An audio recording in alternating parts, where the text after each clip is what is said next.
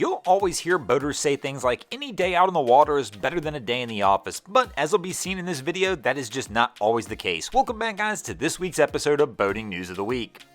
Our first story to make the boating news this week is going to take us over to Austin, Texas, where this crew right here was visiting from out of town and touring Lady Bird Lake on an electric rental boat, when all of a sudden they bypassed two marked buoys notifying them to turn around, and they found themselves here teetering over the edge of Longhorn Dam. Fortunately for this crew, some fishermen on shore saw this event happen and actually were able to make a 911 call to alert authorities. Me and my brother just here fishing on the Longhorn Dam. We see a boat. We're about to go over the Longhorn Dam right now and see one side of it. When this crew realized they were almost at the dam, they tried to turn around to avoid it, but the suction was too powerful and actually pulled them up against the dam wall. The boat got lodged on top of the spillway. They tried to power it off, but these electric rental boats only traveled about 5 miles an hour and it did not have the power to pull itself off. Fortunately, Lake Patrol officers were already at the lake and they were able to get 2 vessels out to help pull them back to safety. Fortunately, due to the quick actions of local authorities, this crew was all rescued off the water with no injuries. Without those local authorities being on the water already, this one could have had a much different ending.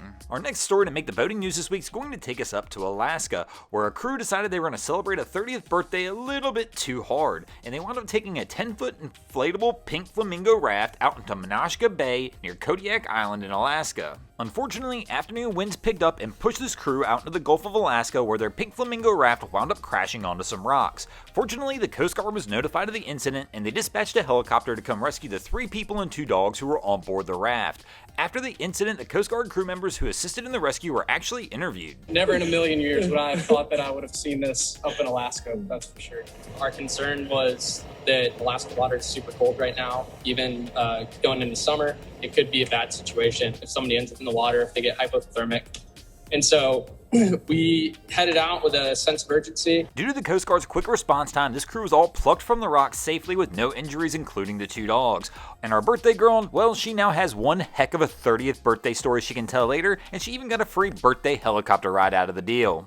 Our next story to make the boating news this week is going to take us over to Cape Cod, where one of the wildest stories of the year has occurred, where Michael Packard was lobster diving about 45 feet of water off of Cape Cod when the next thing he knows, everything went black, and he found himself inside the mouth of a humpback whale that's accidentally tried to eat him. After about 30 seconds of struggling, the whale actually spits the diver out. The diver is plucked from the water by his partner and is taken to the local hospital, where he's released with only minor injuries. He does recall some of the event in an interview.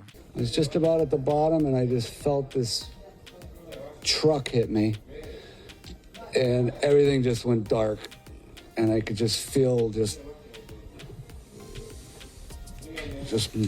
hard stuff all around me, like, and I just thought, did I just get eaten by a white shark? And then I said, no, I don't feel any teeth.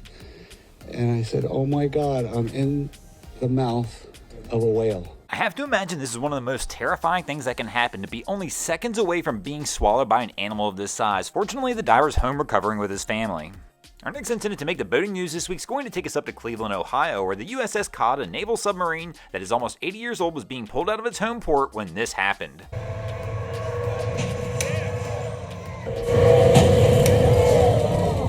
The USS Cod was being pulled out of Cleveland up to Erie, Pennsylvania for some much-needed maintenance. The Cod was being towed by the vessel Manitou when all of a sudden the USS Cod collided with the U.S. Coast Guard vessel Morro Bay, which was moored at the time.